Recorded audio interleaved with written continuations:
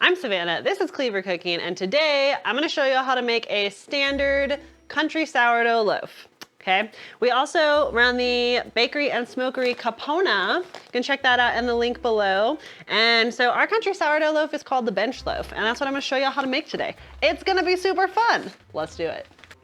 All right, if you have not seen the video on sourdough starter and you're not familiar with it, you're gonna wanna check that out first because the starter is the core of sourdough baking. 90% of problems that come from trying to get that big, beautiful loaf with the big open crumb, which is really just a popular trend, but it's really good, come from your starter. So check out that video and then let's jump in. Okay. You can totally make sourdough bread by volume, but we're gonna do by weight. It's a bit more accurate. Very first thing, we are gonna be using the ratios from Tartine's Country Sourdough Loaf because I think it's the easiest way to understand baker's percentages. And I'll show you why. So we're gonna start off with the water. Temperature is probably one of the most important things to know with sourdough baking. It's not like commercial yeast where if you put it in a mildly warm environment, it's gonna triple in volume in an hour. The difference in a sourdough dough that you're trying to proof and bulk and get it to kind of triple up in volume, if you have it somewhere between like 74 to 76 degrees versus 78 to 82 degrees Fahrenheit, the lower temperature could cause the bulk fermentation to take up to 6 hours, where if you keep it at a warmer temperature, you can finish in 3 to 4 hours of bulking. So it kind of depends on your schedule and what you're going for. So to start off with, I want this to finish in about 3.5 hours. So we're gonna use 80 to 82 Fahrenheit water to start off with. Digital thermometer is a super good thing to have. I'll try and find this one and link to it. I've worked in so many restaurants with so many crappy thermometers. This one is a magnet. It stays on the fridge and it also reads super quickly. It shuts off when you close it, you open it, the thing comes back on and it reads really, really quickly, which is awesome. Okay, so we're gonna start with 750 grams of warm water. Real quick before we get into baker's percentages, the Tartine book on bread is probably one of the best out there if you're looking for something to get started with baking. I got my first decent looking, decent tasting loaf of bread from the Tartine book. Not sponsored by them by a long shot, but they really helped me out a lot. So definitely if you're looking for a good book, I'll try and link to that below. Now, baker's percentages, we are gonna be using 1,000 grams of flour and it's gonna make 2 loaves. So what we want here, the big popular thing these days is the big open crumb sourdough with kind of that custardy and soft interior and the big, beautiful, booming loaves. So getting that open crumb comes from 2 things. It's high hydration doughs and it is proper fermentation, both of which take a lot of practice to achieve. But don't get discouraged if it takes a few tries to get the loaf where you want it to, because all bread is good bread. And if it's not exactly where you wanted it to, guess what? You still get to eat it. So it's kind of a fun learning curve. So if you're looking for that open crumb, you're gonna kind of be leaning towards the 80 to 85% hydrations, but those doughs are super, super difficult to handle. I jumped ahead in my first dough. I was like, I can do it, I can handle it. And it cost me a lot of, it took me a lot longer to get to a successful loaf because I jumped ahead too soon. I would really recommend if you're first starting out, start with about a 75% hydration. So if we have 1,000 grams of flour, we're gonna use 750 grams of water. That's the baker's percentage, right? I also like this method because it gives you 2 loaves, and I think working with 2 loaves is really helpful, especially once we get to the shaping part of it. You get to practice on more than just one for the very long period of time you have to put in to get a loaf of sourdough bread. So we've got our warm water in here. The next thing we're gonna add is our starter, and we're gonna add 200 grams of starter. General ratio is for every 500 grams of flour, you want 100 grams of starter. This looks a little sadder than it should. We just actually finished our starter video and I kind of banged it down to show people. But when you're adding your starter, definitely get familiar with the starter process before you do it. But a happy, healthy starter should vigorously float when you add it. So I'm just gonna kind of mix this up a little bit. You don't have to worry about totally dissolving it. So just help it get distributed into the flour a bit more evenly. I always have a cup of water when I'm working with sourdough because this is gonna be a really sticky dough. All right, so for a traditional country loaf or for the Capona bench loaf, what we're gonna do is for 2 loaves, we are going to add, we wanna do 10% whole wheat flour. It just gives you a little bit more flavor there. So we want 1,000 grams of flour total and I want it to be 10% wheat flour. So I'm gonna do 900 grams of bread flour, zero out the scale there, Bread flour is really helpful because it has a super high protein content, so you can develop better gluten, which is what helps give you that open crumb structure. But you can also 100% do this with all-purpose flour if you don't happen to have access to bread flour. I like to add my liquid ingredients first because this way, see if you go over a little bit, you can just pick it right off the top. Okay, 100 grams whole wheat flour. So I set this to the side here. This is where you're gonna find out if you are a sourdough person or not. You gotta get in here and you gotta mix this up, and it's gonna be super, super gluey. The idea right now, we're not really trying to develop any gluten. We are just trying to hydrate all of the flour.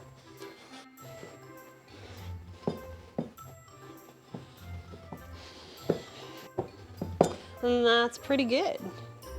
Okay, so a bowl scraper is super handy to have here. Let's see if I can keep from, nope, I already did it. Some people can do a super clean job and not get dough and like doughy water everywhere, but that's never been me. I don't think that bread has to be perfect. I don't think the process has to be perfect. I think it is beautiful though. All right, so we've cleaned that up a little bit. We're gonna let this hang out and rest here. This is known as the auto lease. Okay, so a lot of people do the auto lease without the starter in there, and they will do it for up to 4 hours even sometimes. Basically, we're gonna let this rest and not disturb it for about 30 minutes, and what's gonna happen is all the flour in there is going to get fully hydrated. We're giving it time to let the water and the flour kind of meld together. By doing this rest, even for just 30 minutes, you are going to make all of the work that we're gonna do next to develop all the gluten that much more effective. So the rest is super important, super beneficial. Give it at least 15 minutes, 30 minutes to an hour if you can, but just let it hang out. You can throw a little towel over the top. And just so you can see kind of the texture here, this is what we're going for, okay? So as soon as it looks moist all the way through, you're good to go, and you can let it hang out there. Scrape it down, leave that in there. One of the nice things with these high hydration doughs is you don't have to worry so much about them drying out, so you can just throw a little towel over it. For some reason, there's no way to get this towel into a proper square. See, it just doesn't fit. Good enough, just throw a little towel over it. It's about 10 o'clock. We will come back at 10:30 and go to the next step. Real quick before we go, we are gonna measure out our salt. You don't want to add your salt until the end because salt actually prohibits gluten development. So you want to get a good amount of gluten developed before the salt goes in. However, it's really easy to forget the salt. So we're going to go ahead and weigh it out, and we're going to use 20 grams of salt. I'm going to use a nice Malden salt. But you can really use anything you have on hand. The idea is kind of that just if you're using just a few ingredients, you want to be really good ones, but whatever salt you got on hand is going to be totally fine. All right, see you in 30 minutes. All right, so 30 minutes have passed, actually 45 because we decided to make breakfast, which I think was a great decision. No one wants to be hangry while you're trying to bake. And by bake, I mean make dough. So I refreshed my cup of water here. Again, with the temperature thing, I always get fresh, really warm water. If this gets cooled down too much in the mixing stage, you could add potentially an hour to your bulk time just trying to get that dough back up to the temperature that the yeast starts to really do its thing. So our next step here is to develop some gluten. Right now, we've got some nice gluey things in here. Dip my hand in water, and let's just take a look at what we got going on. Good, so nice, kind of extensible, but it starts to tear immediately, right? That tells us that we need to do some work on it. So what we're gonna do, there's a couple of options for this. Option one, you just come in and you start stretching the dough like this. You're kind of working with it, right? So like grab it by the edge, up and work, and up and work. And as we do this, gluten development is happening. Gluten development happens whenever you combine flour, water, and agitation. So anytime we're touching this in any form, we're developing the gluten. These high hydration doughs would be almost impossible to knead because they're so sticky in the traditional manner, and kneading is really like you're trying to muscle the gluten into developing. This method is much easier on your body, and you're working with the dough instead of against it and allowing time to do some of the work for you. So we could either do this stretching for about, I don't know, 5 minutes here, or this is, I think this method is even a little bit easier on the body, and I am all about taking care of your arms, right? They're important, don't neglect them. So this is called the slap and fold. My dog really hates this. She gets scared of it and runs away. She's afraid of the dough. Wet hands, come into the side, pick it up, and you're gonna slap the bottom down. Yep, there she goes. Pick it up, slap it down again. The impact and the stretching is developing gluten, and you're gonna see the dough go from a big shaggy mess. It's gonna get smoother, more elastic.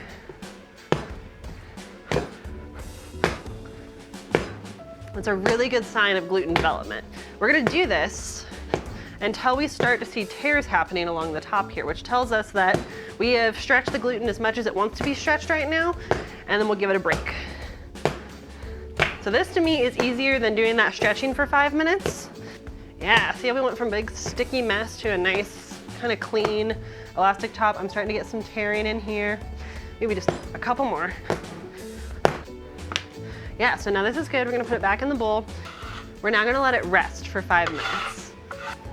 So gluten development, some of you may know this, some of you may not, but I think it's really helpful information when you're trying to work with anything with flour, really. So essentially, if you've ever tried to roll out like a pie dough or cinnamon rolls and you get halfway rolled out and the dough is just springing back and fighting you, it's because as soon as you start to handle or work with a dough, you are developing those glutens, and if you develop it too much, it will start to fight back.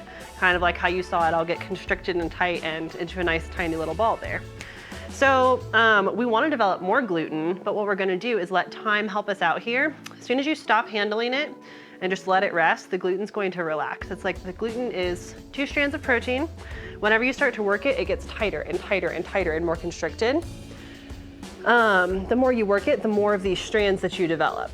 It's great for bread. You want it to be really strong and develop a lot of gluten so that it can support that big loaf. It'll be nice and chewy, right? But to develop more gluten, we need to let it rest for a little while, and those constricted gluten strands are gonna relax.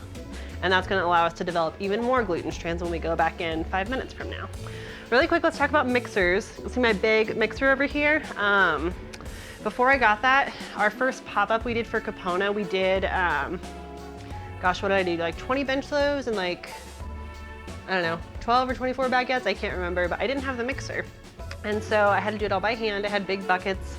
The slap and fold method was hugely helpful in developing the gluten for that huge amount of dough. The big mixer does a great job now, definitely saves my arms. But when you're first starting out, and if you're just making a small batch, I'm a huge fan of doing it by hand. I think you get to know the dough so much better if you're in there with your hands, if you're feeling it. As you're working with it, try and take note of when the dough starts to buck back, when the gluten develops, how it's gonna feel stronger and stronger and stronger as we go throughout this process. Because that's really, to me, getting to know the dough and kind of learning the language of sourdough is just a really cool thing. So yeah.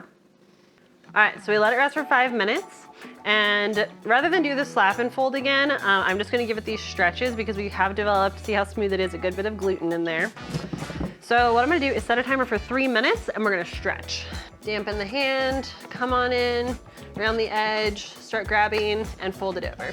I like to do this for the second part instead of slap and folds because I think it gets you really familiar with the dough, and this tells you a lot about what's going on in here. How strong is it? How much gluten did I actually develop? What's the extensibility like? Redip if you need to. And just keep on trucking. Throw on some music, get into it. One of the reasons that I think doing small batches by hand is really beneficial, aside from just learning it, is that the mixers that you can get to do this size of dough have the motors in them are not made to handle a dough that is this difficult and this strong. So you have a really hard time, like if you turn the mixer up enough to where it's actually gonna develop a good amount of gluten, it is likely that that mixer is gonna start bouncing and bounce right off your counter. So by hand is my preferred method for this, but you probably could figure out how to do a small batch with the mixer and be fine. And as we're working it, again, you're never trying to tear the dough. You're trying to let the dough tell you how far it's willing to be stretched. Again, working with the gluten, not against it. We're gonna finish this, let it rest for another 3 to 5 minutes, and then we'll do our final mix before we start bulk fermentation. All right, third and final mix, we are gonna add our salt in, okay? And at this time, if you were gonna add any more water, like if you wanted to make your dough, instead of 75, let's say you wanna do 76. or a little bit higher. Most of my doughs are between 78 and 80% hydration now that I've worked up to that level. But you don't have to add any more water. However, adding a little bit of water at the end, especially with the salt, is a great way to help develop a little bit more gluten, and also helps to work in that salt just a little bit. I'm gonna add just a bit more of the clean water here. Saw Jennifer Latham do this, and I was like, that is so smart. It's the little things, you know? So when you're working water or salt into your dough, instead of doing the stretch and fold, we're gonna switch to a squishing method. Feel free to, like, we're actually squishing the dough kind of apart, and it's gonna come right back together. Don't tear at it, just squish. And it may feel like you are never going to get the water incorporated. Set a 5-minute timer, go to work, switch hands if you need to, it'll happen. If your hand starts to get super gunked up, you can dip.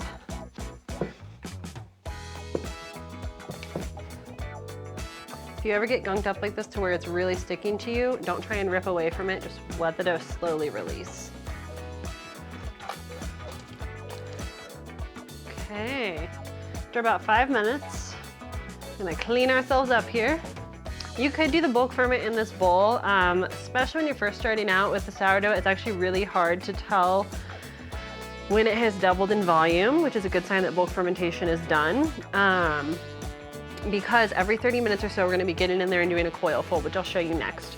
So for the purpose of this video, I am gonna transfer it to this container. If you have a deep casserole dish, you can do that. If you just have the bowl, no big deal, do it in the bowl. Let's get our dough in here. You would also want to switch containers if the bowl's gotten super gunky and has like a ton of dried bits on it. The more you work with it, the cleaner you'll end up working probably. At least that's what I tell myself. It's still pretty messy. So now, one last thing before we start bulk fermentation is I want to take the temperature of my dough. We are right about at 72 degrees, and we want to be between 78 and 82 to finish this in 3 hours. So that tells me we have a little ways to go to get there. If you were to just leave this on your counter, you could bulk ferment this in anywhere from 6 to 8 hours at 72 degrees. So if that works better with your schedule, fantastic. But for this purpose, what I'm gonna do, there's a lot of different ways to put it in a warm environment. I like to use my oven. I'm gonna pop it in the oven, turn the oven on to 350 and set a timer for 1 minute. Don't walk away from it. That'll really suck. You'll cook your dough and have a melty mess of plastic in there. So I preheat it at 350 for about 1 minute, shut off the oven, shut off the timer, and then let it hang out for 30 minutes. See you in a bit. All right, it's been about 30 minutes. The gluten has relaxed. You can kind of see how it's kind of turned into a puddle. Just fantastic. Fresh warm water here. We're gonna do what's called a coil fold. Every 30 minutes or so, we're gonna be developing more gluten in this, and this is also gonna redistribute the yeast, which just helps fermentation. So damp hands, reach in here, stretching, always working with the dough, not tearing it. Stretch, and you're kind of tucking it under itself. As much as possible, just pull gently and let the dough release naturally.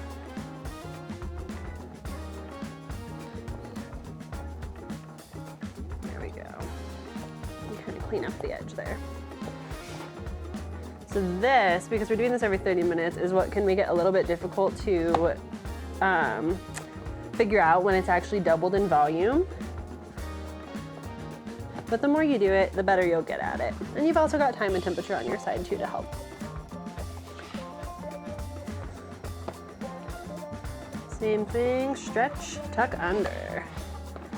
Stretch and tuck under. You can see it got nice and smooth again because we just developed more gluten in there. That's fantastic. Last thing I want to do before I stick it back in the bulking thing is take its temp. Cool, we are at 76 degrees. That's great. We want to get it up to about 78 in the next 30 minutes. So we're going to do the same preheat for 30 seconds, shut her off. And we're going to continue to do this every 30 minutes until 3 hours have passed, and then we'll check back in and see where the dough's at. All right. So it's been just under 3 hours here, but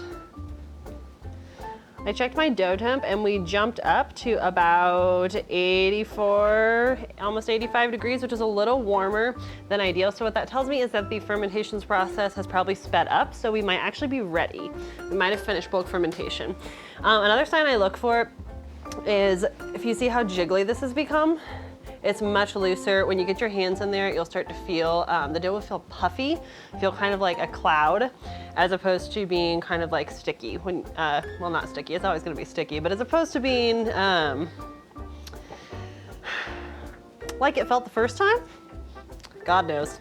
You just gotta practice and you'll get in there and you'll figure it out. So when you're first learning, again, the float test, it's not always totally accurate, but it's a good way to start out with. Pinch off a little dough, try not to suppress the air out of it, and just kind of bloop. All right, well that sank like a lead balloon. Here, let's try again.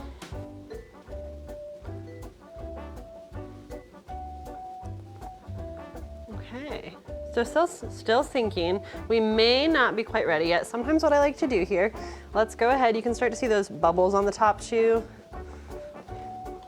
They're appearing here. Excellent signs of fermentation. Sometimes, if you give it a little stretch, always working with it. Come on, release, there we go. Yep. And now, let's try to pinch off a bit here. Ooh, still not ready.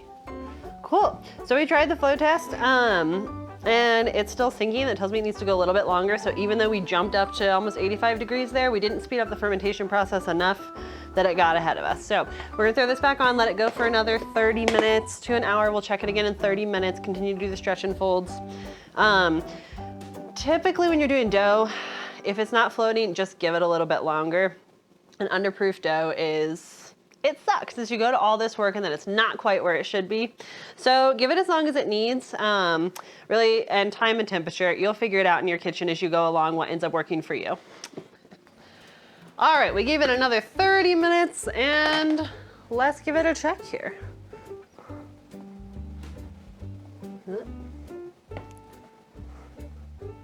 Try not to deflate it. There it is, nice vigorous float. Super happy. Great, so that tells us that that along with the volume increase and how like puffy and cloudy it is, tells us that bulk fermentation is finished and it's time to pre-shape. So what we're gonna do, bump it out here. I like to get a little water on my bench knife. It's good to let dough like release naturally where you can, but at the end of the day, you just gotta get it out of the bucket. Yay, okay, come here, dough. So when I'm doing large batches of dough, I weigh all of these, but this is just 2 loaves and I'm not gonna break out the scale for that. So just a little water on the bench knife here. You can kind of eyeball it. Okay, cool. So basically, this takes some practice. You are essentially learning to move a puddle, okay? So you get your bench knife, work with it. What you're trying to learn to do is to use the tension of the wet dough that grabs at the counter to your advantage. So what we're trying to do right now, we've cut it, right? That shocks some of the gluten strands and we want to kind of get this into a general round shape. We're just going to train it into what we ultimately want it to be a little bit. So I'm kind of working along the counter here, okay? And then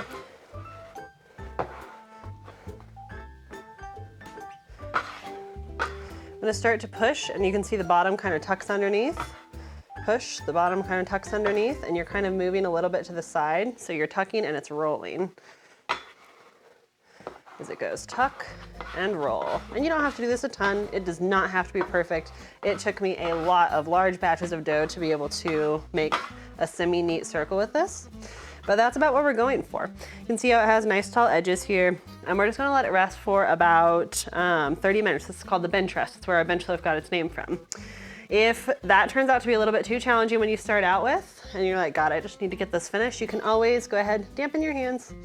And at this point, we wanna be really gentle with the dough because all of that fermentation has happened. We don't wanna press out those bubbles. That's what's gonna give you the nice open crumb. So be really gentle. And with those coil folds earlier, like as the fermentation progresses, you get gentler and gentler and gentler with those coil folds as you go. So if you can't get it with the bench knife, you can do a little just like fold, one more coil fold until it's in a semi-round shape. You just tuck it in a bit. And that's that. Sometimes I'll mist these with the water bottle to make sure they don't form a crust, and we're just gonna let those hang out for 30 minutes and then we'll come back and finish shaping. All right, y'all, it is time to shape the loaves. So up to this point, we've used water to help us handle the dough. We are now getting rid of the water and we're switching to flour. Okay, so people like to use a lot of different types of flour to dust the bannetons and to dust the loaves with, so it helps them like release and not stick. Rice flour is really popular. Basically, you want a coarse flour. I like to use whole wheat flour because it's already in the loaf and I already have it on hand. And you don't want a ton. This next part is gonna be a fun game between trying to get the loaf floured enough to handle it, but if you flour it too much, you're not gonna be able to seal it together. So it just takes some practice. We're gonna lightly flour the bannetons here. I've got 2 different kinds. You can use them with or without cloths. When you're starting out, I think cloths are so much easier. Some people really like the shapes that the bannetons make on the loaf without the cloth. So pretty much up to you. You don't want to do too much flour, just enough to help it release, but in the beginning when you're first learning, I would definitely go heavier on the flour than not, because it really sucks to get all the way through this and then you really sure from the banneton it sticks and it pulls and ruins the shape. Definitely done that a few times. Okay, so we are gonna do just a little bit of flour on the board there. Flour my bench knife just a bit. And you can kind of see with these two, this one's spread and puddled a little bit more. This is the one that we shaped with the coil fold. And this one held its shape a little bit better. So it is worth practicing and getting down the round shaping with the bench knife, just because it does a little bit better. A little flour on the edges here is going to help you and get up underneath it, not too much. Get it into kind of a little bit of a shape, and then you just have to go with confidence. We're gonna come under and go 1, 2, over, pick up, flip over. So flour side is now down. There's a ton of different ways you can shape your doughs, and this is my favorite. So what we're gonna do is I'm going to attempt to shape this into a little bit of a square, if you will. So just kind of working with the dough.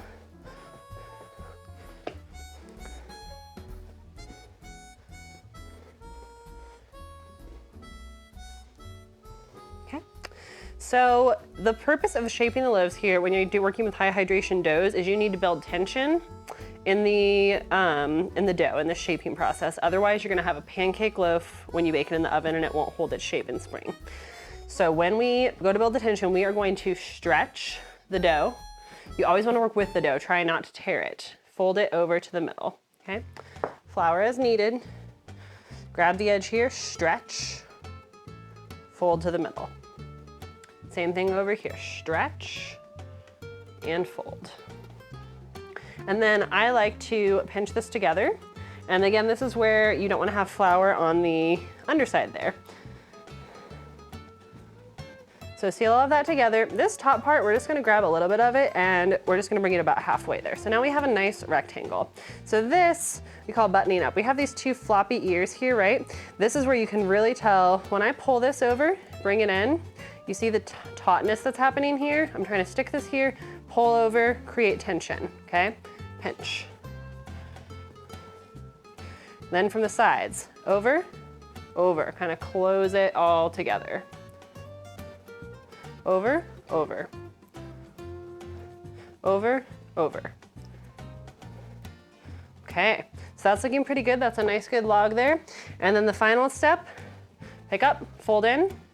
This, you kind of have to get between the flour and the stickiness of the dough. You don't want too much flour, it won't stick together. We are going to roll, roll, roll.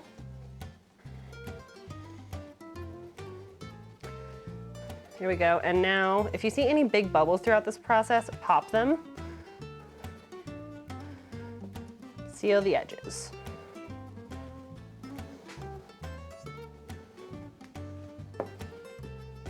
A little bit of flour on the top here. I'm gonna use my bench knife and kind of train that into a little bit more of a shape.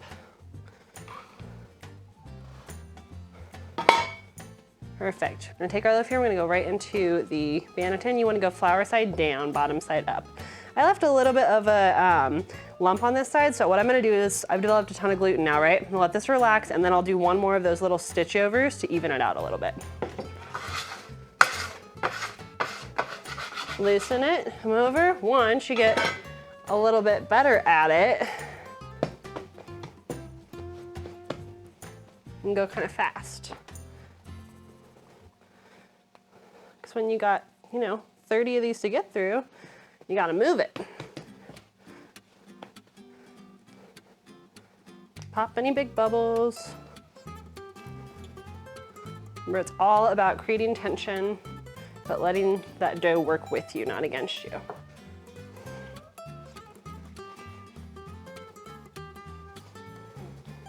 This one I made into a little bit more of a round shape, but it'll really kind of meld into its form as it sits in the banneton. Over and in. Check if you see any dry or sticky spots, lift up the edge and dust it with flour. This one I'm not gonna dust because I wanna do that little basket stitch on it. Go. Turns out I'm sloppier when I go slow. There we go, a little bit of flour. So at this point, we're gonna cover these. I am going to use, these are actually shower caps. I just bought a pack of them. They're reusable, they hold it really well. And that way you're not throwing away plastic wrap constantly, because plastic wrap doesn't really stick to these anyways. There's some other stuff out there you can do as well. There we go. Okay, so at this point, you could take these 2 loaves and let them sit at room temperature for another 2 to 4 hours, and you would see them start to get even more jiggly than they are now. They'll rise a little bit more, finish proofing. So we've taken them about halfway through the proofing process, right? And we want them to go a little bit further before they go in the oven. So we could do that, and then we would bake them off and it'd be lovely. However, we are gonna throw these in the fridge overnight, which is what I do with all my doughs at Capona, because when you slow the fermentation activity down, you slow that yeast down, it develops a ton more flavor, and you're gonna get a lot more of that really good sour flavor. So these are gonna go in a very cold fridge for 12 to 18 hours, and then we will bake them off, which is gonna be another video. Thank you so much for watching. That is how to make, what do we even call this? That was so long ago. All right, y'all, that is how we make the bench loaves at Capona. Thank you so much for watching. The equipment we used are in the description below, as well as a link to Capona if you'd like to check that out. Follow us here on Cleaver Cooking, subscribe to our channel, and... I flubbed it, and subscribe! I'm tired. Subscribe! Subscribe! Nope, we're gonna bail on it. The end. Hooray.